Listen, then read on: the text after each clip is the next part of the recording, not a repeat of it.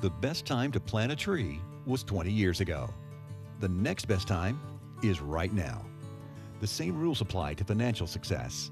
Saving money is the first step towards financial independence. And at the Bank of Lafayette, we have an investment account for every situation. How much you save is not nearly as important as establishing a regular pattern of saving and placing of your money aside in a safe and secure place.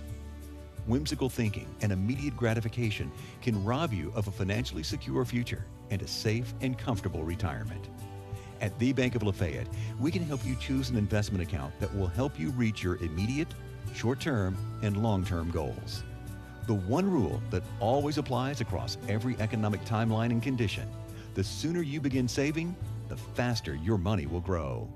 Bank with confidence at the Bank of Lafayette, your hometown bank for more than 110 years. Equal housing lender, member FDIC. Well, good evening and welcome to the show. This is Shannon Whitfield, your sole commissioner of Walker County. Appreciate you turning into the show tonight, and sorry I haven't been able to be here the last couple of weeks, and they had to run some reruns.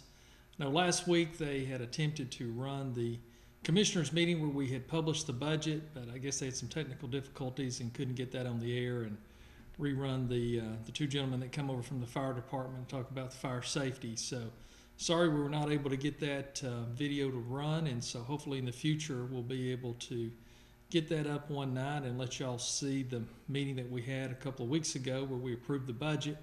If you do want to see that video before then, it is you can find the link on our website, and we do have a YouTube channel where you can watch that video and see the entire budget process, and we go into a lot of detail about the budget and some new processes and procedures that we put in place for purchase orders and budget control.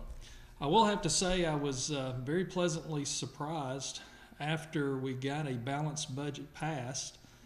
The number of people that reached out to me and made phone calls, sent me Facebook messages, text messages, emails. I was just really pleasantly surprised of the number of people that reached out to me and thanked me for getting a balanced budget in place.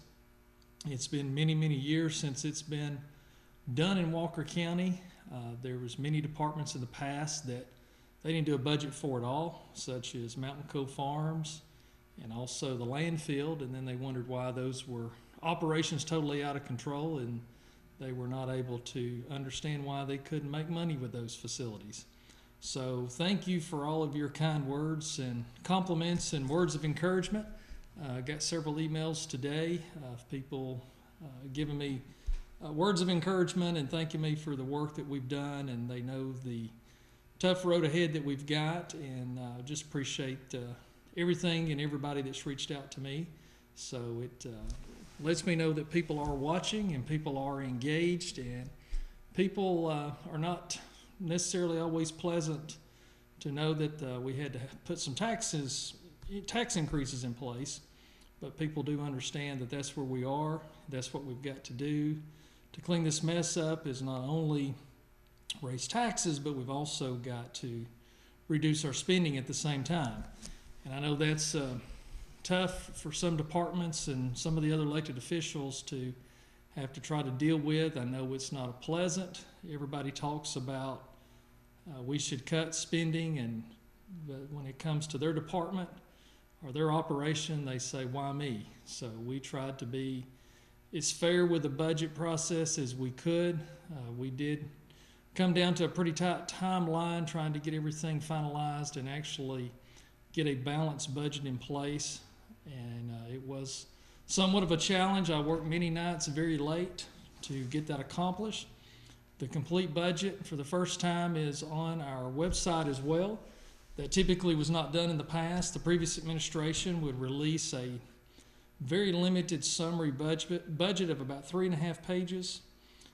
Just on the general fund alone, we have released a 73-page detailed by department, by line item budget on the general funds, and then there is the supplementary budget for the proprietary funds, which is the grant funds, the landfill, the 911 center, and also Mountain Cove Farms. Those entities have other revenue streams, and so those have to be broken out separately.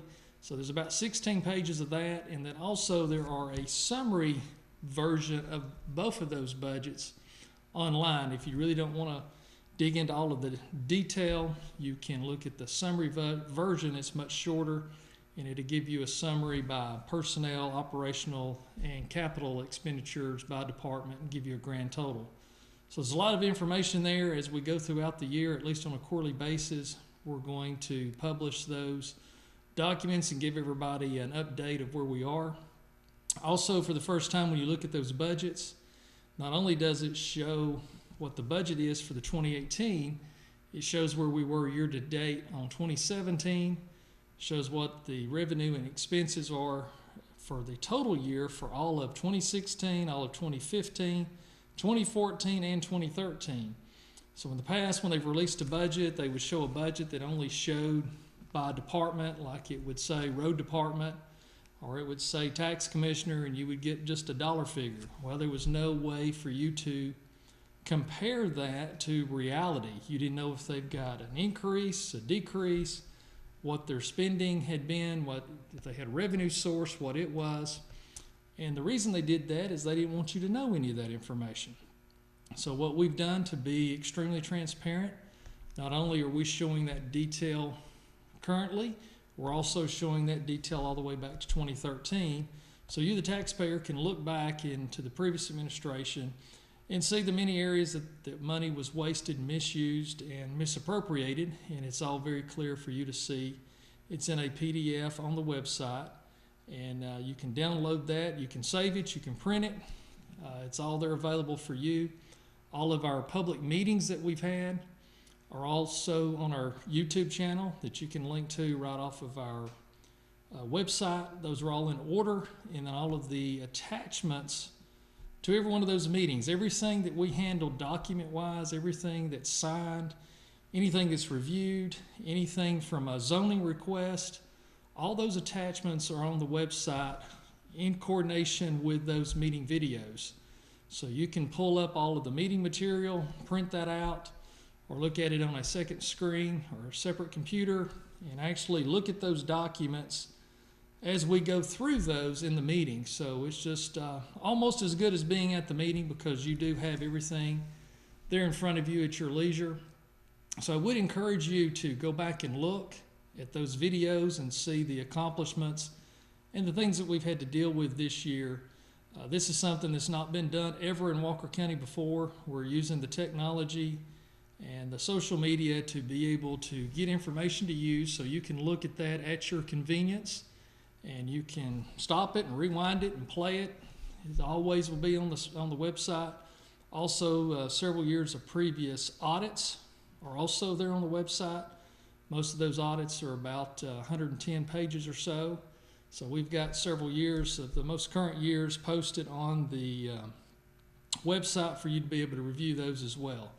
So we're continually to put more and more information on the website as we move forward, and we also are working on a complete new website we hope to have up by the 1st of January. That was our goal, and one of our campaign promises was to have a new website up in the first 12 months. We do have an active site that we are building the content of and getting the data. All of the framework and everything is in place, and Joe Legee's done a great job there and getting that information, and so he works on that almost every single week, adding the content and getting all the data. So I think once we get that launched by the end of December, 1st of January, I think you'll be very happy and very proud of that. It will be a more reactive website for your smartphones and your tablets. The old website format that we have now is not very responsive sometimes when you try to pull it up on your tablets or your iPhones or Droids. So the new site that's under construction is very active in the way the content is viewed and is using some of the latest technology that's out there to build websites with. So I hope to get that to you as soon as possible, but we didn't want to launch a website that was incomplete. We would rather get it all and launch it all at one time when it's ready to go.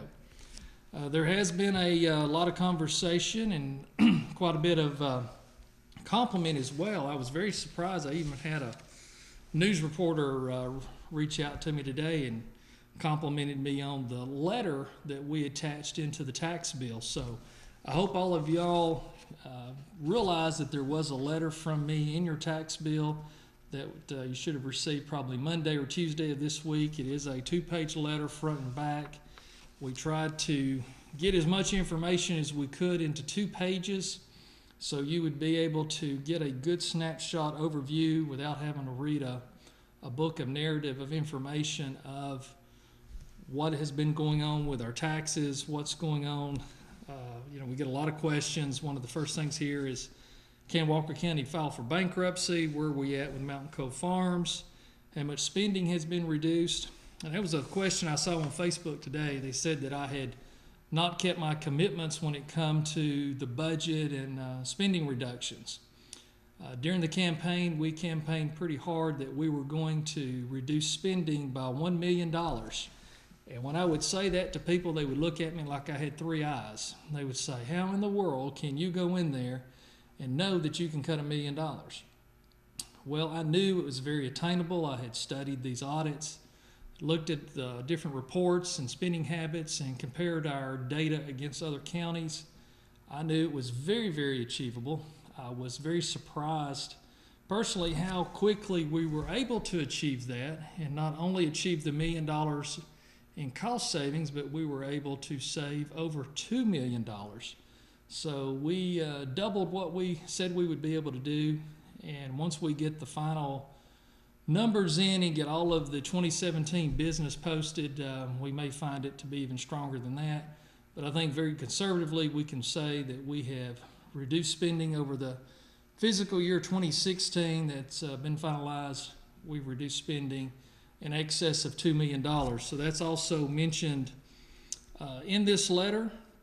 Also about selling property that the county has. We do have some property that we've had appraised. We've got property that's been rented out for no cost, some cases for as much as 10 years. So we're working in negotiation of leases there. Also, we outlined in this letter about the change from the fire fee to the new public safety fee.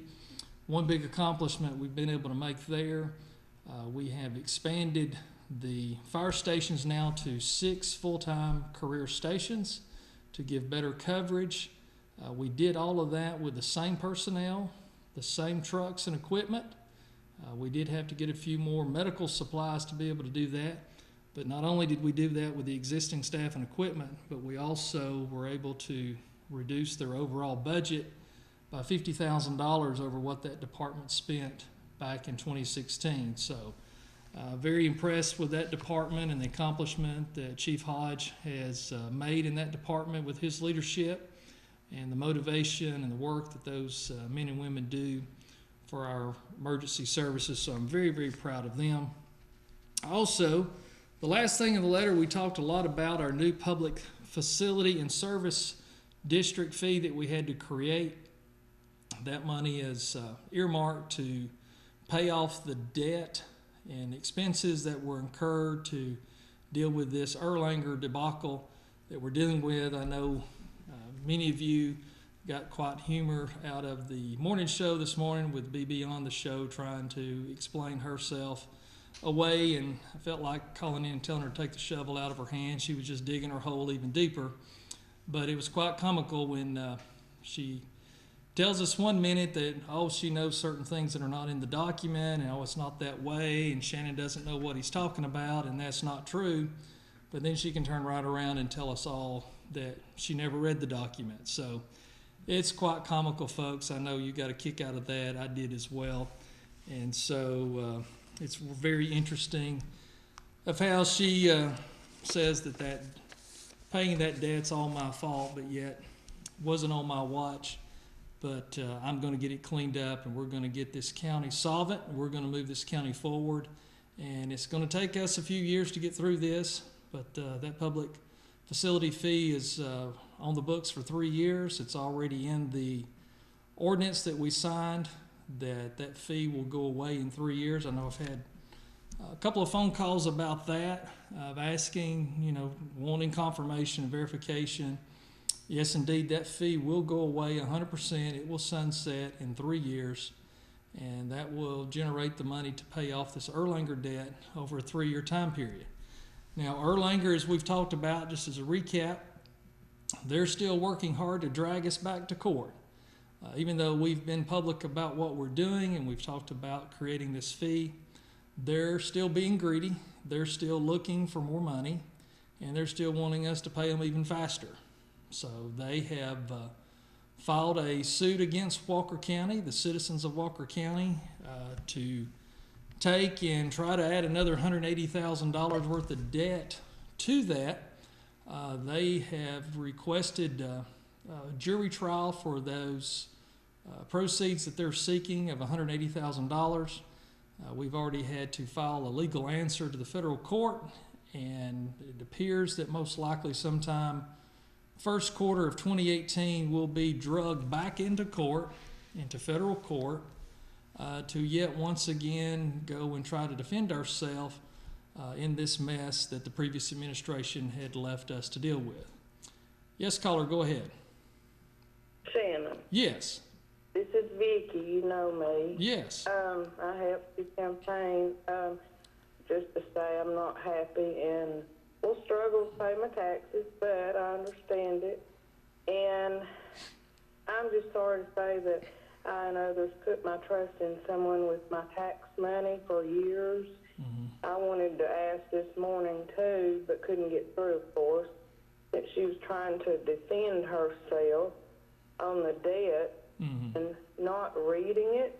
Where was the lawyer? She talked about all their lawyers. Where was ours? Well, that's an interesting point, and I found it. I didn't get to watch all of it last night or this morning either. But well, I did. But I never heard her say, and correct me if I'm wrong, since you did get to watch all of it, I never heard her say the name of Don Oliver. She never did. She never mentioned that. And see, what she doesn't like to tell people is he was the county attorney, and he was also the hospital attorney. So all of this negotiation, all of this deal making, he was right in the middle of it. Now she wants to try to say, absolutely, she wants to try to say that she didn't have any dealings with that, she didn't vote on that, she didn't make this deal. Folks, that's simply not the case. She knew every step of the way exactly what was going on, because Don Oliver, who was paid by her out of her office, was the one that was doing all this. And by us, the Walker County citizens. Right, that's right. Yeah, the taxpayers are paying for all of that and wasting all that money. So what they were trying to do, if y'all will remember back, I'm not sure if it's been 2 or 3 years ago, could be a little longer, time goes by fast, but they were pressing Representative Steve Tarvin very, very hard to create that Walker County special authority for hospitals. And she mentioned that on the air today. Her intentions was to create this authority. Well, that has to be done through the legislative process. And at one time, they just about had tricked Representative Tarvin into doing that. And he caught wind of the manipulation that they were doing and what they were trying to do to him, and he backed away from it very quickly, and rightfully so, because what they were trying to do is they were letting this debt pile up and run this thing in the ground, and they were going to take through that special authority, and they were going to do a bond. Well, folks, the reason they want to do a bond is because they got a kickback on those bonds. So every bond that Mr. Oliver did, he would get a kickback. And he was under oath in the Judge Roberts case and admitted that he got a kickback on that. If I remember correctly, it was somewhere in the neighborhood of about $76,000. And so the more bonds that they could do, the more debt they could do, the more kickbacks they would get back off of those bonds. And so that's why they loved debt, and that's why they saw and never had a loan they didn't like, because they was getting money back on those. Well, it's obvious they love debt, because as the hospital, we're in debt $70 million. That's right. And we know that it didn't come from you. And by going to the meetings, we understood that. And I need to send you something on private message about an issue. So Okay. I'll let you go, and I appreciate what you've done, even though I'm going to have to hunt Bibi and ask her for money to pay my taxes.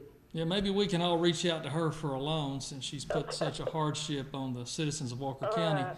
Okay, All right, thank you, because this is affecting everybody, because the hospital district that we had to create, there's no exemptions for that. So even people that have been exempt on their property tax from a millage rate standpoint, there's no exemptions on this at all.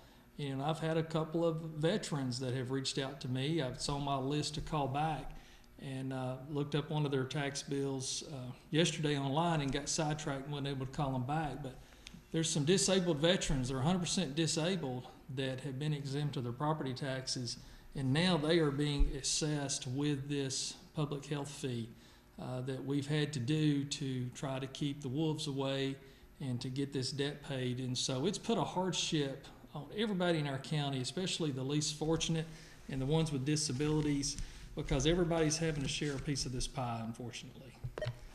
Good evening, caller. Go ahead. Yeah, I've got a question. Okay.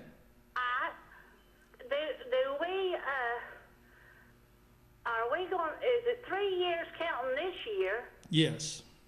Okay, all right. On the increase on this taxes, right? Yes, on the public health facility, it's for 3 years. Just that one. It's listed on your bill as public health facility and service. Yeah. Okay, all right. I wanted that question. Okay. Then second, I'm ever so grateful that we have a commissioner now that we can be upfront with everything, and we've already paid our taxes. We paid the day after it came. Well, thank you. So I think that's doing our part, and we're not rich by no means either. But dog, ours was just not even $100 extra. Mm-hmm. And if that'll get us out of the mess that we're in, I'm for it. I mean, why not? I mean, and I appreciate you, and I wish all the government officers was as upfront as you are, and help people like you do. And well, thank you. Appreciate you very much. That's very kind of you to say that, and very nice of you to do. And I very much appreciate you paying your taxes this week and getting those on out of the way, because we do need the money, and the faster that we can get the money in, the quicker we can pay down this debt, because we've got these tax anticipation notes that have to be paid by the end of December. And so we're going to need to get as much tax revenue in as we possibly can between now and December 30th, because we're going to need about $7.5 million to be able to pay those tax bills off. And nothing could be better at Christmas dinner this year than to be able for everybody to know those TANs have been paid back to Bank of Lafayette and First Volunteer Bank. And another thing, I don't see why B.B. Haskell had all those people working under her, and you replaced them with how many? 8 people? Yeah, there's like 26 people that are gone, and I think I don't get that. I wish you'd explain that little issue. Well, basically, she had people that wasn't being productive. She had people that were getting paid that wasn't doing anything at all, such as her daughter. So they weren't even coming. They weren't even coming into their office. Yeah, and so we had some positions that we just completely eliminated, like special projects. So you had a person that did nothing but special projects, and I think we don't have any money for special projects. She ought to give an account for that. That's what I think. Well, she mentioned that she never. And there's other. That's just one issue. Mm-hmm. There's a lot of issues. Yeah. I think she ought to give an account for. But anyway, I won't rag on, and I appreciate you, and hang in there. We appreciate you. Well, thank you very much. Good call. Thank you. I'll talk. All right. Sorry about that. I called her off there a little short. Okay, caller over here. Go right ahead. Hey, Mister, you mentioned, well, by the way, we always wait till the end of the year before we pay our taxes. I always dread it, but we're going tomorrow. Oh, thank you. To down to the new bank, and we're going to pay it off early this year and get that done, and hope it'll help you a little bit. Absolutely. You mentioned the bonds, and you mentioned when the county attorney negotiated that bond. Now, am I correct in that the county attorney was paid a salary for his services? Yes. And I assume that was probably in the six figures. I don't know. It was, absolutely. But then when he negotiated a bond, he was paid an additional $76,000 for every bond that he negotiated. So it seemed like before maybe you took office or before you were on the water board, there was another bond, a bond that was renegotiated or reworked some way by the water authority. Right. And that bond, I can't remember the details on it, was the county attorney, is he on the water board, and did he have anything to do with that? And if he did, was he paid, what was he paid to renegotiate that bond for the water authority while he was still on the salary of the commissioner? And did the commissioner know all this? Was this public knowledge? And did Ms. Haskell know all this, and was she compliant with it and okay with it as well? Well, obviously she didn't read the documents, so who's to say? But for clarification, he made $76,000 round numbers off of the bond for the industrial park when they did the $15.3 million on that bond to do the industrial park bonding through the Development Authority. So he was the attorney of record for the Development Authority and got that fee off of there, and he's under oath admitting to that. He also found documentation where the $5 million TAN, the tax anticipation note that the county did last year, he got $25,000 off of that because we have records of those. And so I'm sure the bond that you're referring to at the Water Authority that they did a refinance to lower the interest rate, I'm sure he probably got a fee out of that and probably got a fee out of it when it was done the first time. So he was making money left and right on these bonds, and that's why they had a very high appetite to do these bonds. And I think it's something that our legal system needs to look into. When you say the legal system, who is the legal system that would look into past goings on in this county? Who do we need to call, or who do we need to email, or who do we need to ask these questions to? Because you're not the legal authority. Who is it that we need to talk to? Well, you've got your district attorney, which is Buzz Franklin's the district attorney, and then also the other legal authority would be the Georgia Bureau of Investigation, the GBI. Okay, all right. Well, thank you very much for your time. All right, thanks. Good call. Yes, caller over here. Go ahead. Yes, do you think that Carolyn's going to let a lot of people pay monthly till next year on their taxes? That I don't know, and let me preference and say, you know, Carolyn is also an elected official, constitutional officer. She has that department, but she also has, like most all other government entities, she has a lot of very strict guidelines and mandates from the state when it comes to tax billing, tax collection, and protocol and things that she has to follow. One example of that, even if someone estimates and they know about what their taxes are going to be, she cannot take payment on a tax bill. She can't take $1 of payment currently under the law for tax payment until the tax bills are actually mailed out. And so as an example, if somebody went in, say, last Monday and wanted to pay, say, $500 toward their tax bill, knowing that the tax bills were going out on the following Friday, she legally would not have been able to accept that money until this week on Monday after the tax bills had gone out. So I know she does have some latitude and some ability to allow people to come in and work out some type of payment or installment plans. Now, I don't think she has the legal ability to waive interest, penalties, and things that are set by the state law.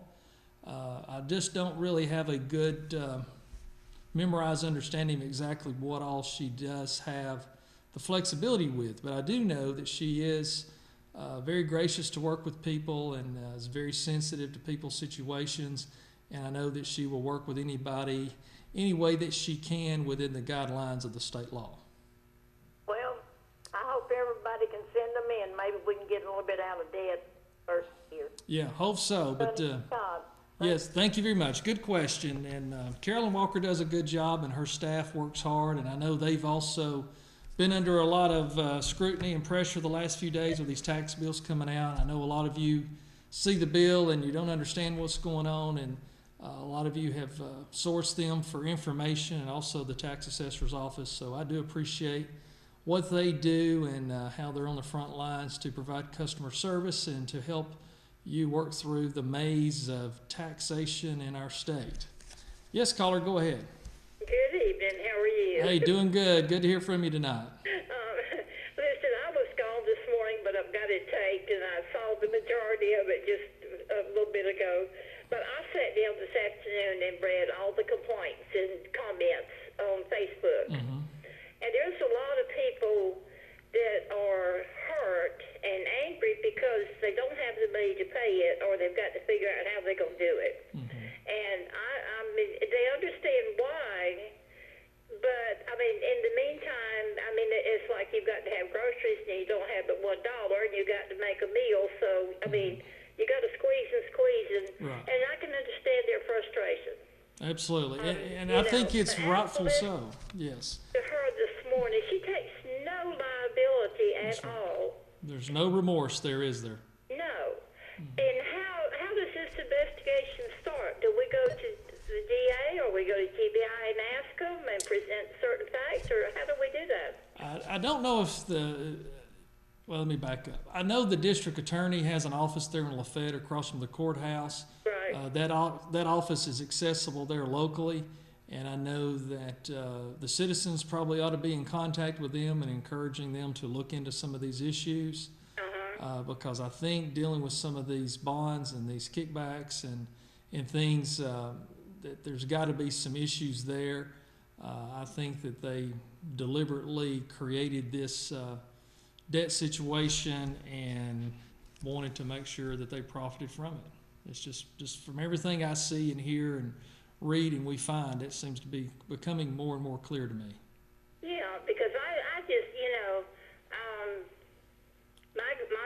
my grandmother always said, if you make a bed, you have to lie in it. So I think that she did it, and I think it was deliberate. I don't think it was something that caused her to do it, any thought, or anybody, it could be somebody pushing her to do it, but she did it. And that thing about not reading something, there is no business person with any sense that would sign something like that beside Nancy Pelosi and not read it. I mean, you don't put yourself in that much debt without reading something. And normally what she should have said is, I'll take this to my attorney, let him read it over, and we'll get back together. He's the one that helped craft the deal. She was being advised by him to sign it, so she felt like she didn't need to read it. Yeah, right. That's sad, and the more I hear from her side, the worse it gets. But I came in this afternoon and listened to it, and it was pathetic. I'm telling you, it really was. And see the thing. I feel sorry for her. I'm praying for her because she was really caused a lot of people a lot of heartache. Yeah. And it's something you had to do. And from the people on Facebook, the majority of them are saying they understand why you had to do it. You didn't cause it. But anybody in your shoes, in the first place like this would have to increase taxes. Right. There's no way of getting around it. Right. So I think the people understand, they're just hurt, you know? There's a lot of people that's very hurt out of this. They were very surprised at how much the hospital fee was going to end up being. A lot of people don't keep up with current events of what's going on, and they feel very betrayed. Some of the ones I've talked to, they're very aggravated. They're very disgusted. Right. And I tell them all they have every right to be, and they should be, and I would be concerned if they were not. Right, exactly. Well, I know you've stayed over a bunch of papers for a long, long time. You've done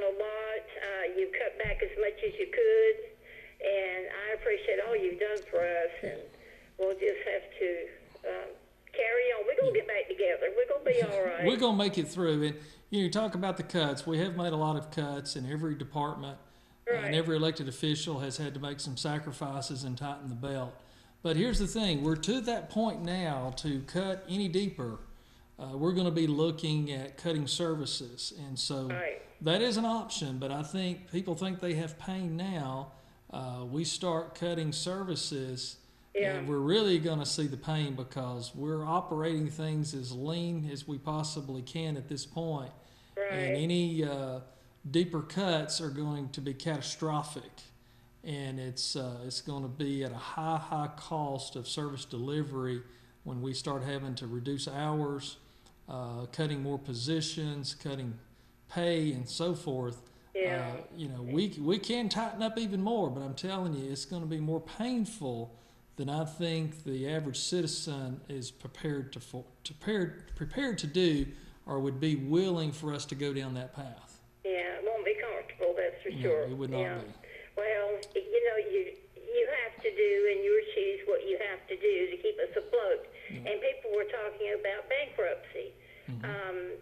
You can't file bankruptcy in Georgia. That's correct. And didn't they send a group of men down to sort of guide you? Yeah, the Association of County Commissioners, per my request, they did send 3 of their top experts up and spent 3 days with me, and their service and their knowledge and their help was so valuable. They're going to be coming back after the first of the year to evaluate the progress we've made and also try to help us get to the next level in our accomplishments and our goals. And they've been extremely beneficial to Walker County, and that's through our associational membership in the organization. When we reached out to the state, we really didn't get much help there from the state government. Yeah. Well, hang in there, and we appreciate everything. Okay, you do thank for you us. very much. Thank Good you for the night. call. Yes, caller, go ahead. Shannon, Yes. thank you, sir, for standing your ground after this morning's show. Oh, yeah, it was like the comical hour for me. I got to watch probably 2/3 of it, and it was just somewhat funny. What I got out of it was so many things that she didn't know anything about. Yeah. Well, there's no remorse, there's no accountability, there's no self-blame. If I mess something up, I'll be the first one to admit, hey, we just messed it up, we'll fix it and move forward. But there's just no taking credit for that at all. And she mentioned last night that I was the one to blame for having to pay Erlanger back, and I just sat there and laughed. I thought, nobody's going to believe that. They all know she did this on her watch. She created this mess. She went against all sound judgment and advice, and it's now we're all having to pay for it. Well, if we all stick together, for one thing, I'm retired. I can't do much, but there's a water meter about a block and a half from my house. Okay. I'm going to see to it that water meter is weed eated around it about 40 or 50 feet where it can be seen real well. And also, Shannon, I'm going to pay my taxes tomorrow. Well, thank you for doing that. And I hear that a lot. We've had 2 or 3 other calls tonight, and that's really everybody pulling together, like you say.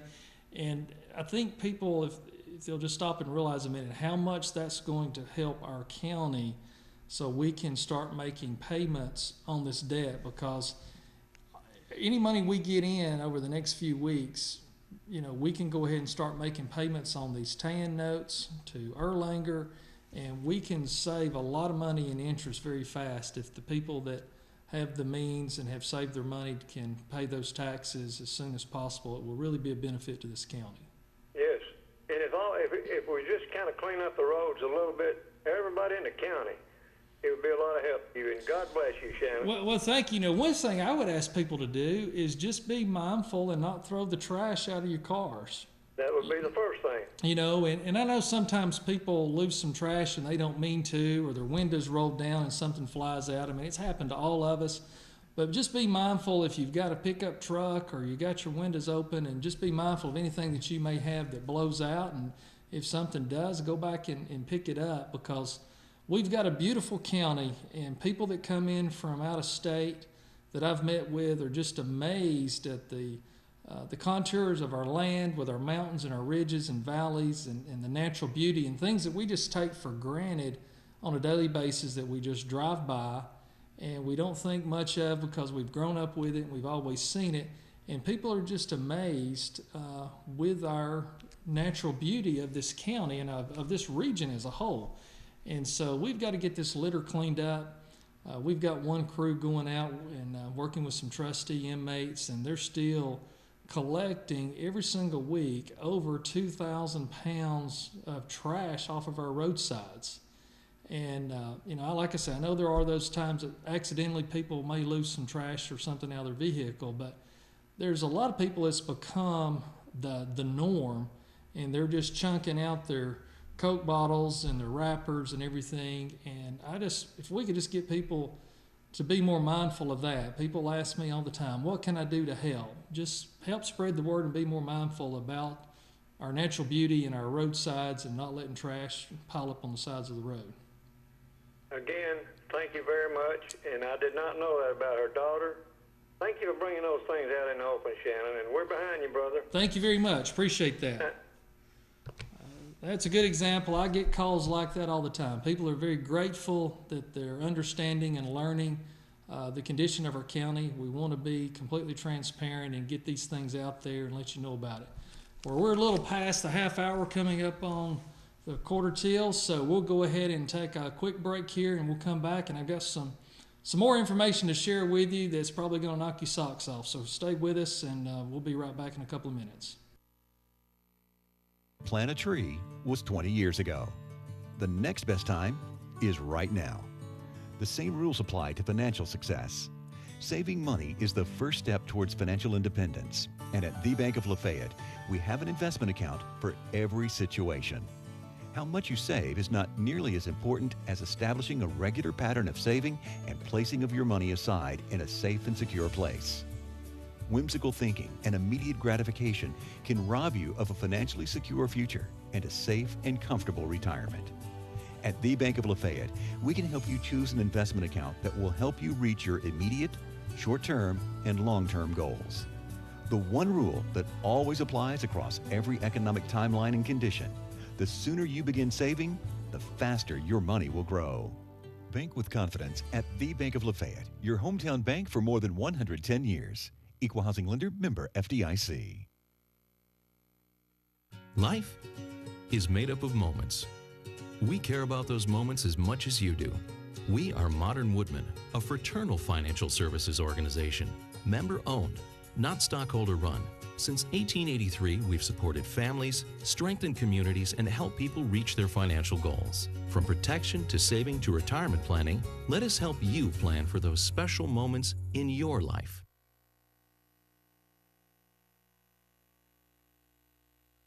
At the Rosewood Assisted Living and Memory Care, we have everything your senior could want in a safe, comfortable residence. Several levels of services include short-term housing for weekends or longer, assisted living where the staff provides a watchful eye while preserving your loved one's privacy and dignity, or independent living where residents are able to take care of themselves yet have access to all amenities and a sense of security. And the Rosewood on Battlefield Parkway specializes in memory care for patients of Alzheimer's or dementia. Call today for a tour of our campus. Yay! Daddy brought us to Puppy Love! Welcome to Puppy Love, y'all. You getting your hair done too? Just a little off the top there, Jerry. Oh, that water's so warm and the shampoo smells wonderful. Just getting my summer coat. I'm getting a new coif today. Hey, good job there, lassie. Ooh, I'm getting a pedicure. This is making me feel like Marilyn Monroe. I'm gonna be so pretty for Daddy.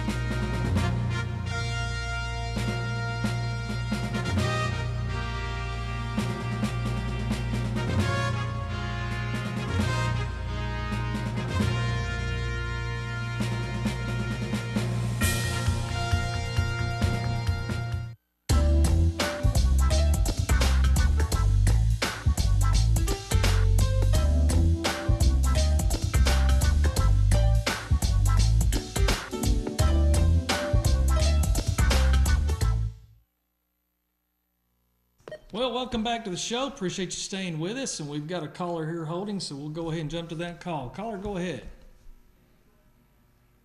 Hello, caller. Is this 7646? Yes, it is. Go right ahead. You're live on the air. Okay. I was wondering about the Public Health and Facilities and Services District Yes, ma'am. portion of the bill. Yes. You were saying that this the 8.7 million that's owed to Erlanger. Yes. That's not enough to the 3-year. That this wouldn't be enough to pay that off. Is that correct?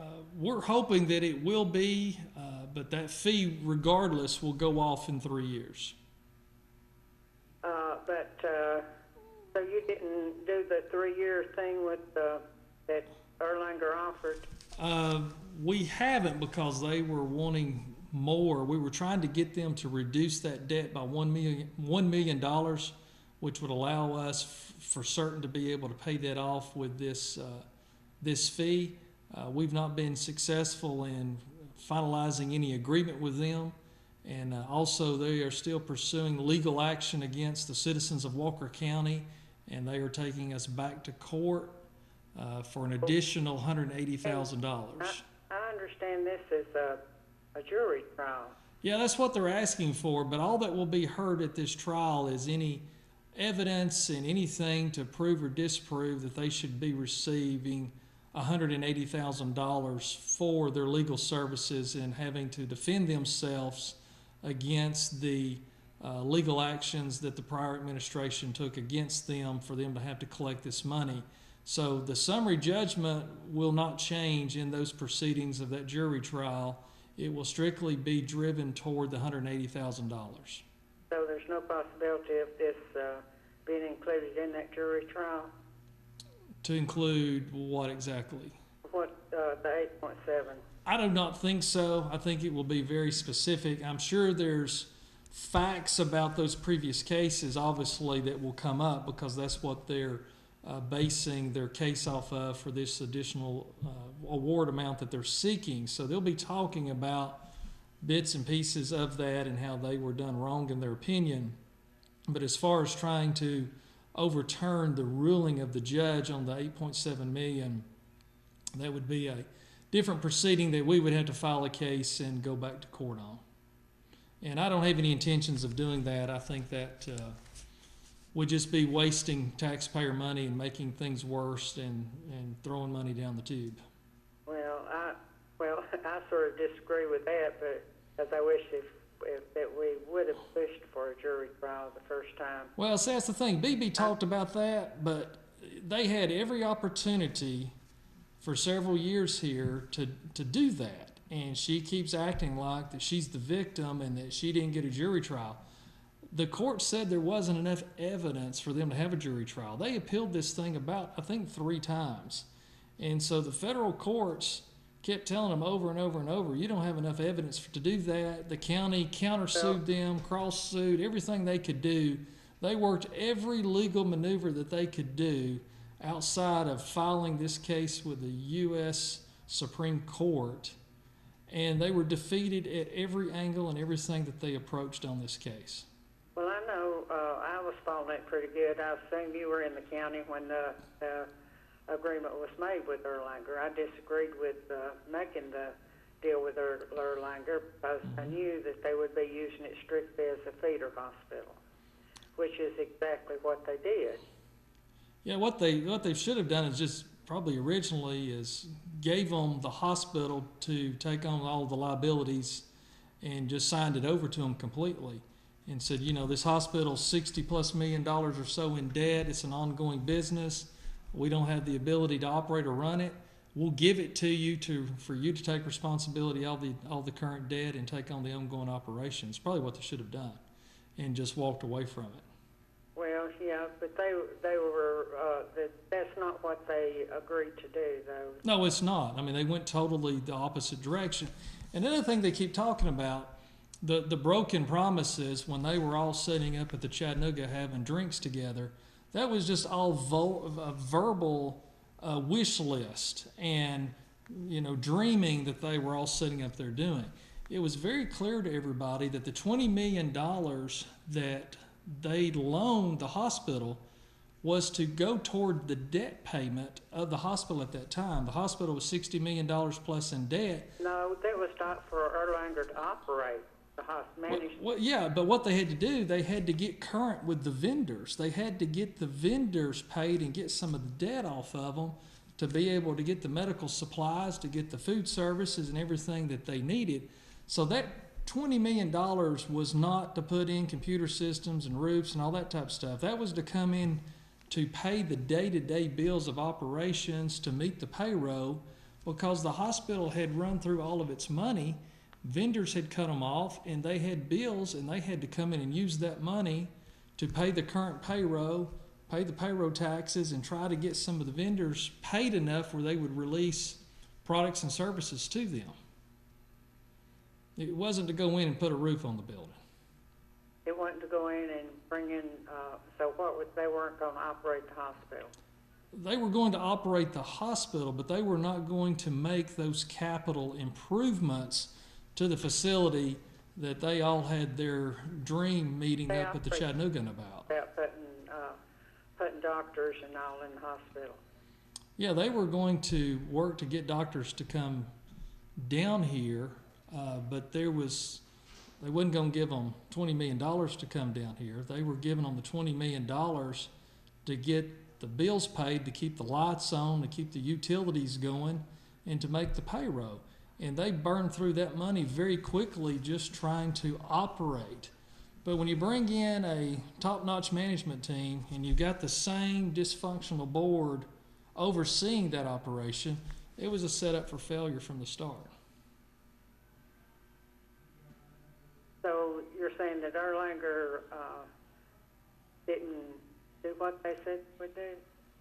I'm saying it was set up from failure because you had a high energy, high efficiency, very knowledgeable management team coming in trying to run things, and they had this board that would not allow them to do what they needed to do. So Erlanger, they should have given them the hospital. And when instead of firing the management team, they should have given them the hospital. But hey, BB didn't read the documents, so who knows? They were managing, Erlanger was managing the hospital. That's right. The board wasn't. But the board still had oversight, and the board was still calling some of the shots. As far as doctors coming in?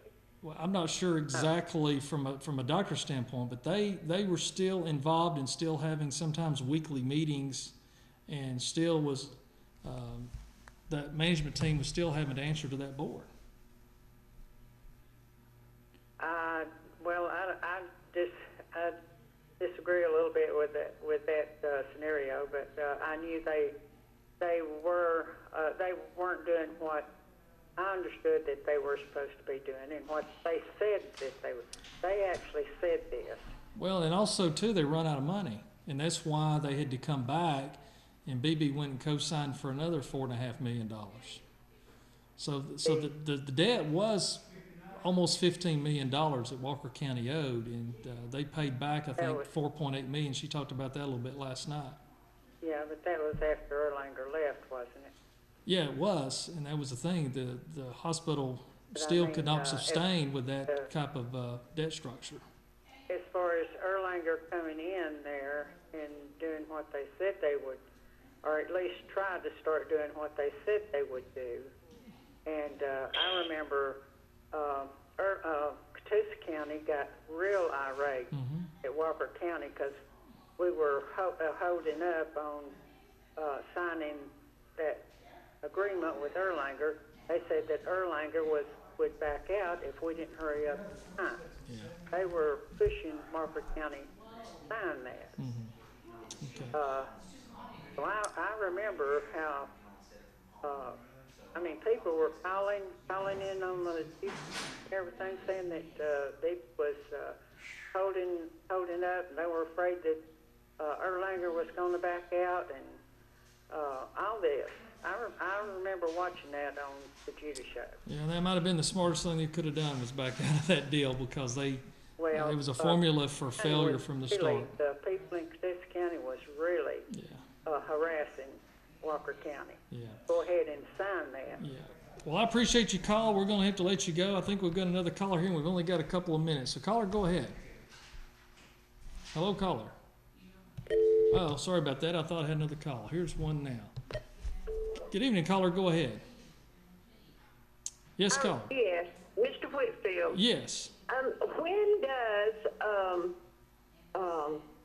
When does Walker County go to court at Erlanger? They have not set the court date yet. The attorneys are telling me they anticipate, based off of the pretrial order that had to be filed, that most likely the court date will be set real soon, and it'll probably be sometime first quarter of 2018. Okay, now is that on the lawyer's fee or the Erlanger itself? It's on the lawyer fees of $180,000. Erlanger is dragging us back to court, trying to milk another $180,000 out of the taxpayers of Walker County. Okay, do you know when you'll be going to court on that? That's the next pending court date, and that's the one that we anticipate hearing from in the next several weeks, and will be most likely set, they're predicting, the way the court system works in the federal system, the first quarter of 2018. Okay.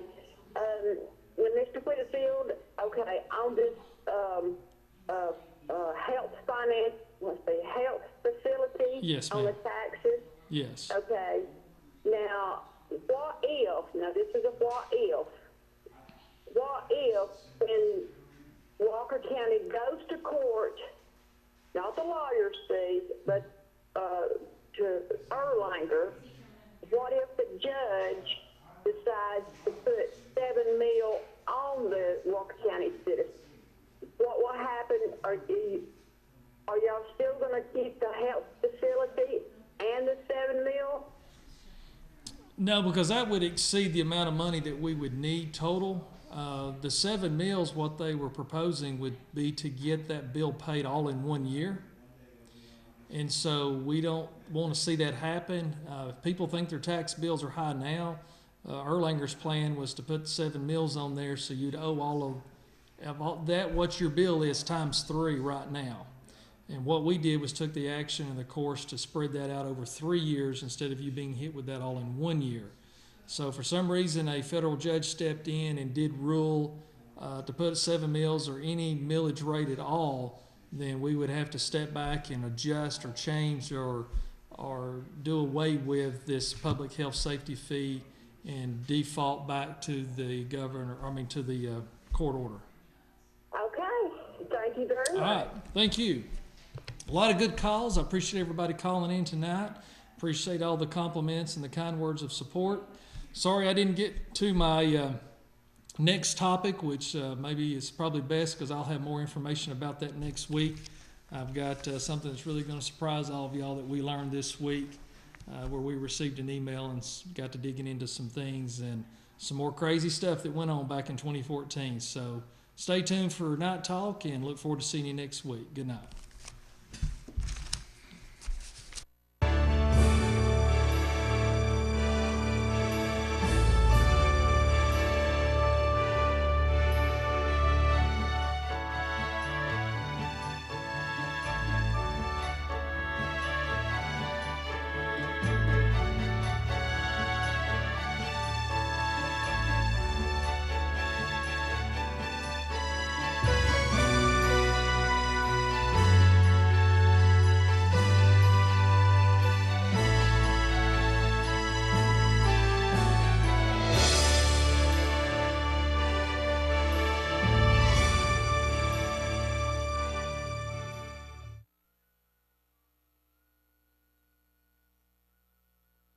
In 1964, local banking made its way to North Georgia with the opening of Capital Bank. Customers were thrilled to experience this new style of banking, where tellers greeted them by name and lenders worked hard to help individuals and small businesses achieve their goals. Over 50 years later, Capital Bank is still the one locally owned bank that you can depend on for that warm, pleasant hello and that friendly neighbor helping you to make your dreams come true. Capital Bank, still committed to our community. Member FDIC. Hi, I'm Jason Cox. This is my wife, Maria. Losing someone you love is never easy, and it can be one of the worst days of your life. Our committed staff of Lane Funeral Home South Crest Chapel helps you plan the details and to personalize your loved one's wishes. We have never forgotten what compassionate service means to our families. We're happy to talk with you about pre-planning. Making last-minute arrangements is